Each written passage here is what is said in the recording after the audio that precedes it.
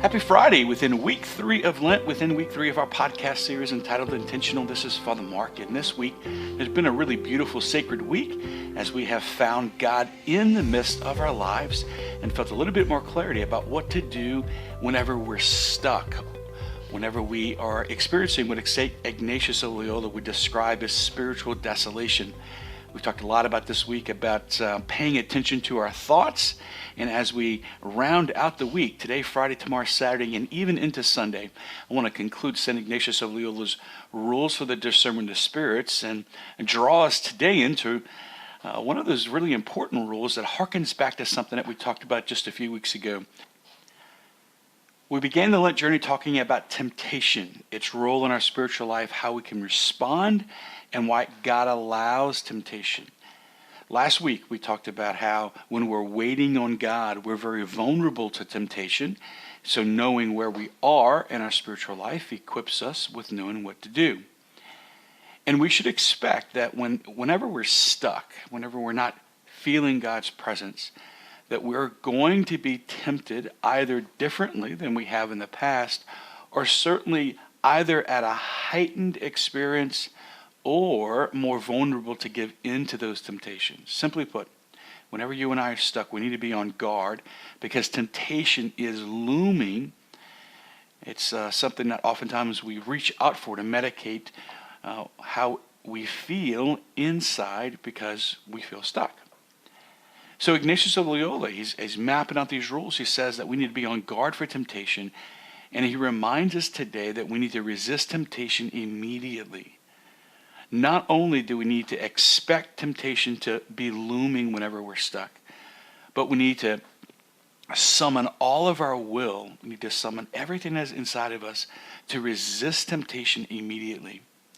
And he uses the analogy, which I'm going to translate into something a little bit more contemporary, of, you might say, a spoiled brat. A child, when they are very, very young, whenever they're throwing a temper tantrum, if a parent comes out firm with their response, if a parent comes out with a healthy, measured, appropriate level of authority, then oftentimes a child is corrected in their behavior and redirects their energy.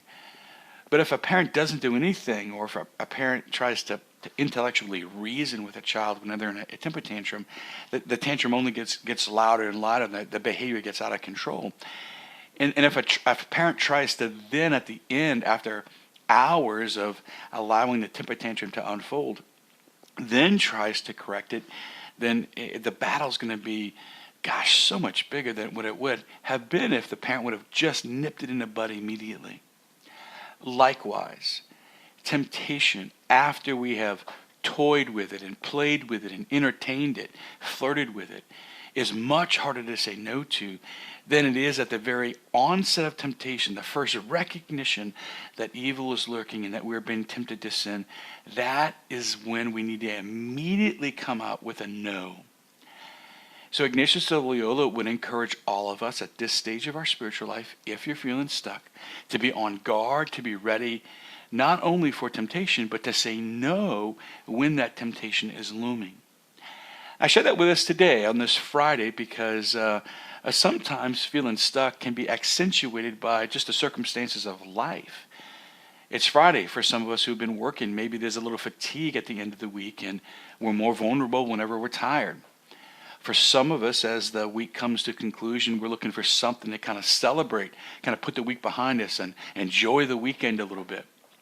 And that's why a few weeks ago I said that temptation on the weekend can feel differently than temptation during the week. For many of us, we kind of let our guard down during the weekend, and that's when I find that we're more susceptible to temptation because our guard is down, our defenses are weakened. If you are feeling stuck, or if you know someone who's stuck, it's important to be vigilant and on guard against the presence of temptation at the very onset of it.